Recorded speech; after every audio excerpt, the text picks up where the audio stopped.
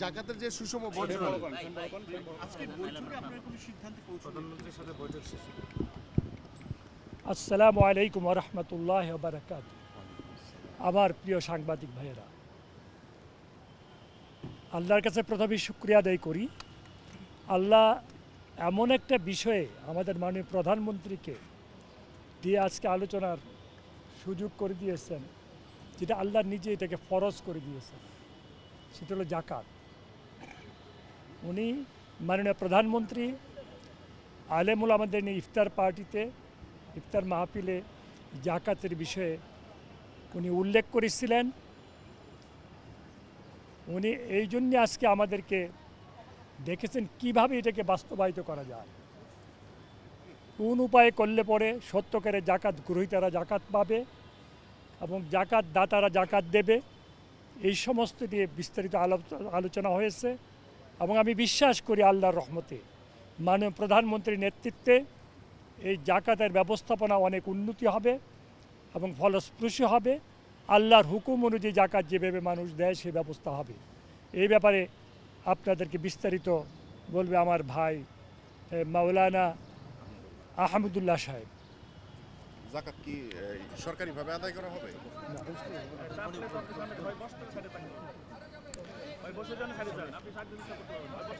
ঠিক আছে, ঠিক আছে।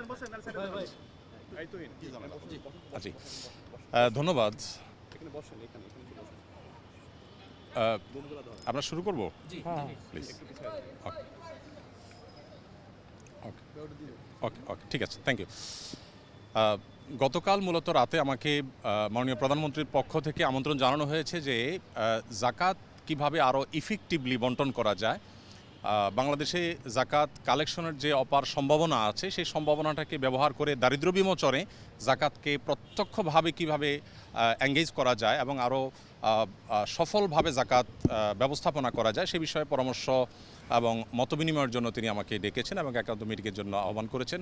তো আমরা যেহেতু আপনারা জানেন আসুন্না ফাউন্ডেশনের মাধ্যমে আমরা জাকাত নিয়ে কাজ করে থাকি বিগত 6-7 বছর যাবৎ, এবং শুধু গত 1 বছরের হিসেব অনুযায়ী আমাদের মাত্র 13 কোটি টাকা খরচ করে আমরা 2100 বেকার তরুণ তরুণীকে আমরা পৃথকভাবে স্কিল ডেভেলপমেন্টমূলক প্রশিক্ষণ দিয়ে তাদেরকে আমরা কর্মসংস্থানের ব্যবস্থা করে দিয়েছি। এখন আমাদের সেই 2100 একসময়ের বেকার তরুণরা 42 কোটি টাকা পার ইয়ার, তারা গত 1 বছরে তারা 42 কোটি টাকা কামাই করেছে। তার মানে প্রতি বছর এটা আস্তে আস্তে বাড়বে, বই কমবে না। তো এই যে জাকাতের অর্থে স্কিল ডেভেলপ করে বা স্বাবলম্বী করে স্থায়ী দারিদ্র্য বিমোচনের পথে নিয়ে যাওয়ার ক্ষেত্রে আমাদের আসুন্না ফাউন্ডেশনের কিছু অভিজ্ঞতার জায়গা আছে। সেই জায়গা থেকে আমরা কিছু পরামর্শ, কিছু মত আমরা দেওয়ার চেষ্টা করছি মাননীয় প্রধানমন্ত্রীকে, এবং সেই মতগুলো তিনি শুনে তিনি খুবই খুশি হলেন এবং তিনি আমাদেরকে মাননীয় মন্ত্রী ধর্মমন্ত্রী মহোদয়কে এবং অন্যদেরকে সংশ্লিষ্টদেরকে নির্দেশ দিয়েছেন যে যেন জাকাত নিয়ে সরকারের জায়গা থেকে আরও ইফেক্টিভলি কীভাবে জাকাত বন্টনকে আরও সুশৃঙ্খলভাবে করা যায় এবং আরও ইফেক্টিভলি করা যায় সেই সম্ভাবনাগুলোকে খুঁজে বের করার জন্য তিনি নির্দেশ দিয়েছেন।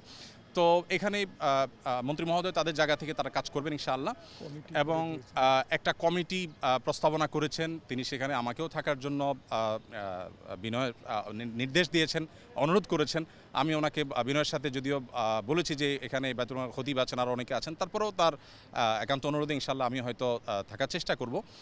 দিন শেষে মূলত আমি আমার জায়গা থেকে যে প্রস্তাবনাটা দিয়েছি সেটা হলো যে এখন যেভাবে মানুষ যার যার মতো জাকাত দিচ্ছে এটা তো আছেই, এর পাশাপাশি চ্যারিটি প্রতিষ্ঠানগুলো যারা জাকাত কালেক্ট করছে তাদেরকে যদি একটা রেগুলেটরি জায়গা থেকে গভর্নমেন্ট যদি কিছু পলিসি করে দেয় এবং কে কতটা ইফেক্টিভলি কাজ করছে এটা একটা কম্পিটিশন যদি তৈরি করে দেয়, শুধুমাত্র ওআইসিভুক্ত দেশগুলোতে যেই পরিমাণ জাকাত হয় সেটার পরিমাণ হলো $600 বিলিয়ন, 45 লক্ষ কোটি টাকা পার ইয়ার শুধুমাত্র ওআইসিভুক্ত দেশগুলোতে জাকাত হয়। আমাদের দেশে সেই জাকাতের টাকা আনার কোনো প্রপার ওয়ে সেভাবে নাই। তো আমরা প্রস্তাবনা দিয়েছি যে যদি সেটাকে আনার ব্যবস্থা করা হয় তাহলে আমাদের জাতীয় অর্থনীতিতে এটা ব্যাপক ভূমিকা রাখবে ইনশাআল্লাহ, এবং সেই সাথে দরিদ্রকে সাময়িক কিছু টাকা পয়সা দিয়ে তার দারিদ্র্য আসলে দূর করা যায় না, বরং তাকে আইদার স্কিল ডেভেলপ করে দেওয়া আর না হয় তাকে স্বাবলম্বী করার কোনো একটা প্রসেসে যাওয়া, যেটা আমরা আসুন্না থেকে করছি।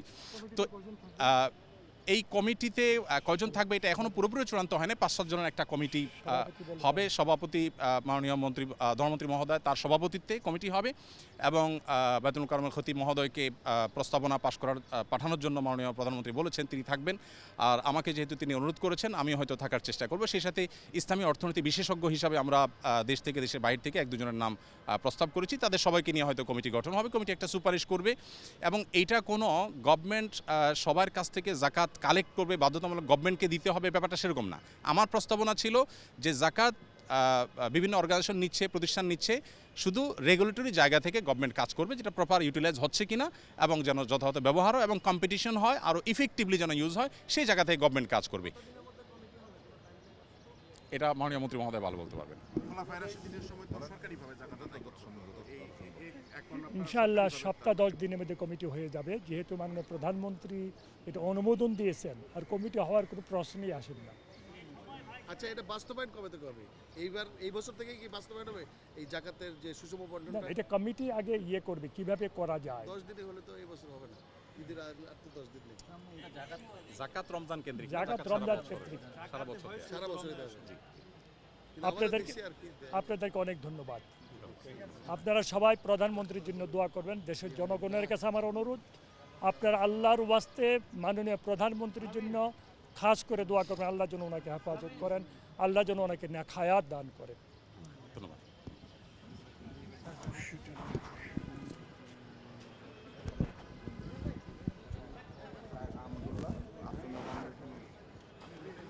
আহমদুল্লাহ